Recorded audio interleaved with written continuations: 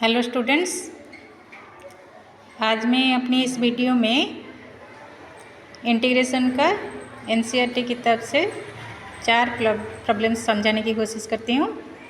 देखो, तो मेरी पहला क्वेश्चन है, ए क्वेश्चन है, ठीक है। क्वेश्चन ए में मैं पहली क्वेश्चन रखी हूँ। तो आई इज इक्वल टू मेरी डी एक्स बाई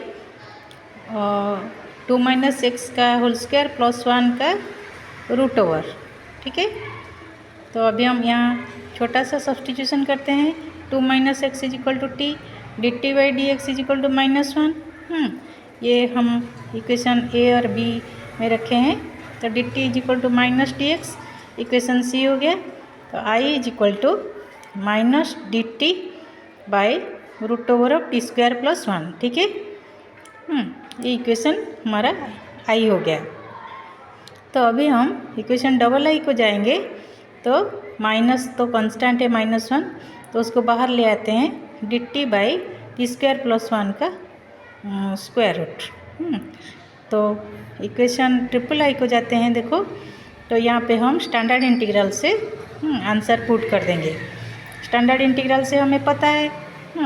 तो I is equal to minus log T plus T square plus 1 का रूट ओवर मॉडुलस प्लस एक कांस्टेंट सी, ये हो जाएगा।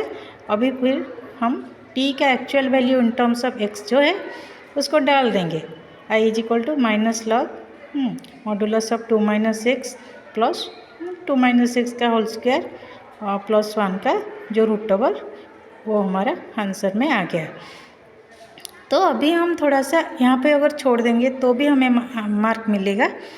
तो अभी हम थोड़ा सा सिंप्लीफाई करते हैं। तो माइनस है, लॉगरिथम का जो फंक्शन है उसकी लेफ़्ट साइड में माइनस है। तो हम लॉगरिथम का उस फंक्शन की पावर में -1 रख सकते हैं। इसको हम इसको और एक इक्वेशन में दे देंगे।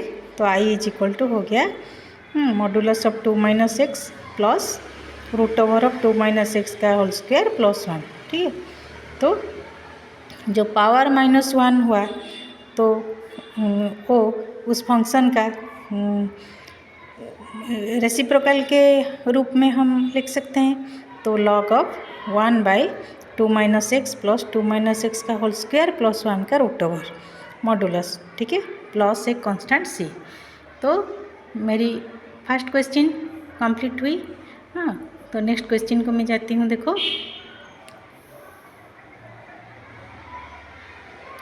ये मेरी बी है, क्वेश्चन बी। तो यहाँ पे मैं रखी हूँ I is equal to X square by 1 minus X 6 D X, ठीक है। तो आई जो है X square D X divided by 1 minus X 6 को मैं एक्स क्यूब का स्क्वायर करके इक्वेशन आई दी हूँ, ठीक है। तो X cube is equal to T, एक सब्सटीट्यूशन करती हूँ। तो D T by D X हो जाएगा 3x स्क्वायर, जो हमें डेरिवेटिव से पता है इक्वेशन बी में रख देंगे। D T is equal to 3x square D x equation C में रख देंगे। तो अभी हमारा फिर आई को बैक करेंगे। तो आई जो हमारा इक्वेशन आई में है, तो उसको हम लिखेंगे क्या, जो एक्स स्क्वायर डी एक्स का वैल्यू हो जाएगा डी टी बाई 3, ठीक है। तो डी टी बाई 3 हम रखते हैं। डी टी लिखे, फिर डिवाइडेड बाई 3 यानी कि 1/3 को हम इंटीग्रल जो बाहर में रख देते हैं कांस्टेंट। तो divided by D T by 1 minus T square हो गया। तो इक्वेशन डबल आई हो गया। अभी इक्वेशन ट्रिपल आई को हम कैसे जाएंगे, हम फार्मूला को पुट करेंगे। जो हमें पता है, जो आई भी वाला फार्मूला, देखो ये आई भी जो है इक्वेशन, ये सिंपली स्टैंडर्ड इंटीग्रल से हमें पता है ये formula. D T by A square minus x square का जो इंटीग्रेशन है वो है answer 1/2 log A plus x by A minus x का मॉडुलस प्लस सी।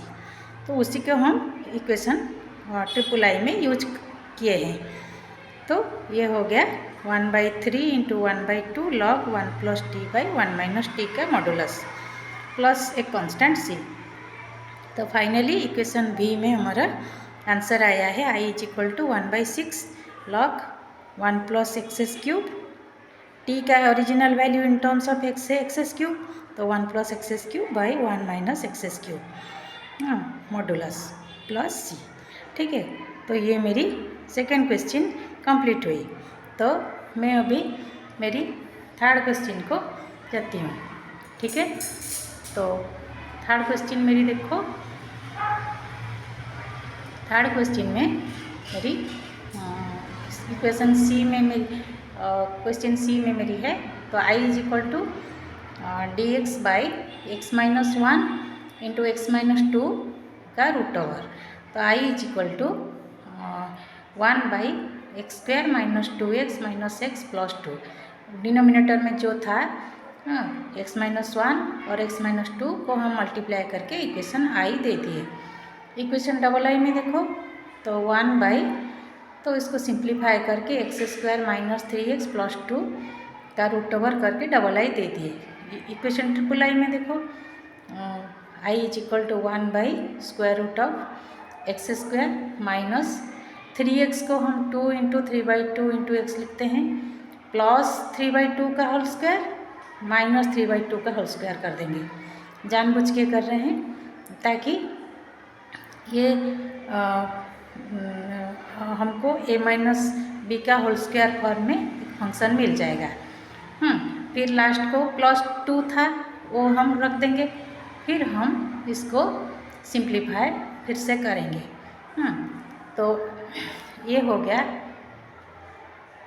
देखो I is equal to D x by integration of X minus 3/2 का whole square plus ये जो हमारा हो गया प्लस 2 माइनस 9/4। हम उसको कंबाइन करके अभी आंसर लिखने जा रहे हैं, क्योंकि हमारा जो प्लस 3/2 का होल स्क्वायर था वो फर्स्ट तीनों टर्म वो जो कंबाइन कर दिए हम, और लास्ट में जो दो टर्म है 2 माइनस 9/4 उसको कंबाइन कर दिए।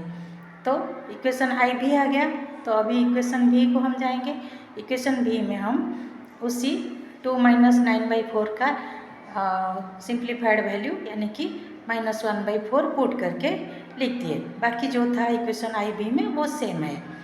तो अभी देखो, तो इक्वेशन बी में हमारा आ गया d x by x minus 3/2 का whole square minus 1/4 root over और इंटीग्रेशन। ठीक है, तो इक्वेशन 6 को मैं जाती हूँ। देखो इक्वेशन 6 में मैं क्या करूँगी, अभी उसी 1/4 को 1/2 का स्क्वायर फॉर्म में लिख देती हूँ।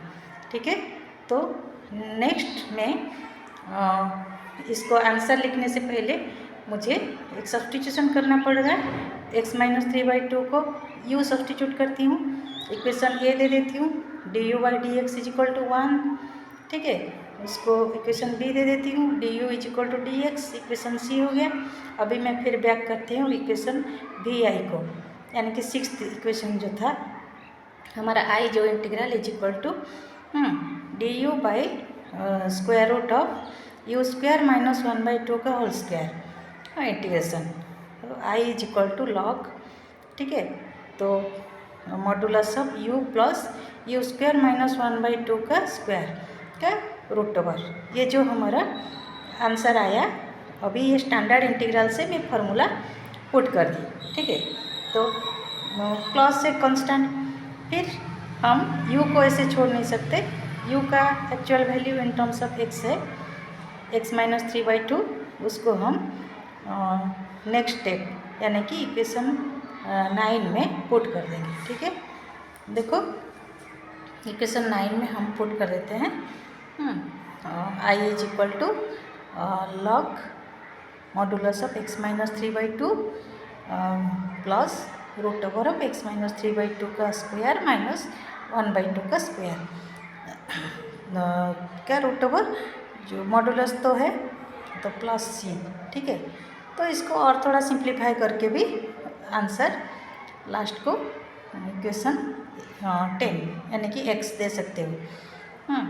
तो स्टैंडर्ड इंटीग्रल्स का जितना फॉर्मूला है उसको पहले अच्छी तरह से याद रख लेना। हाँ, वो धीरे धीरे प्रैक्टिस करने के टाइम भी याद रह जाता के। ठीक है, तो नेक्स्ट क्वेश्चन देखो मेरी जो नेक्स्ट क्वेश्चन है तो ये है इक्वेशन मेरी डी क्वेश्चन है। ठीक है, तो क्वेश्चन डी में मेरी I is equal to 6x + 7 dx। हाँ, नीचे डिनोमिनेटर में √(x - 5) × x - 4 है। तो I is equal to 6x + 7 dx divided by √(x² - 9x + 20 है। तो x² - 9x + 20 को मैं अगर एक सब्सटीट्यूशन u कर देती हूँ, इक्वेशन ए दे दी, फिर du/dx हो जाएगा 2x - 9। तो अभी मैं क्या करूँगी, जो मेरी बैक करती हूँ, मेरी आई जो इंटीग्रल है, हाँ, उसको मैं जानबूझ के ऊपर में 2/6 × 6x + 7 dx, डिनोमिनेटर में वही 2/6 को मल्टीप्लाई कर देती हूँ। ठीक है, तो अभी मेरी ये ख़त्म हुआ, तो इक्वेशन डबल आई हो गया। तो ट्रिपल आई में मैं न्यूमरेटर में 2/6 को मल्टीप्लाई कर देती हूँ, 2x + 7/3 मुझे मिली और dx। हाँ, तो डिनोमिनेटर में x² - 9x + 20 का √, वो मिली, तो उसको मैं ट्रिपल आई इक्वेशन में देती हूँ। फिर मैं I इज इक्वल टू, ठीक से देखो, तो 2x के साथ में -9 + 9 + 7/3 जो पहले से था उसको रख देती हूँ। मैं अभी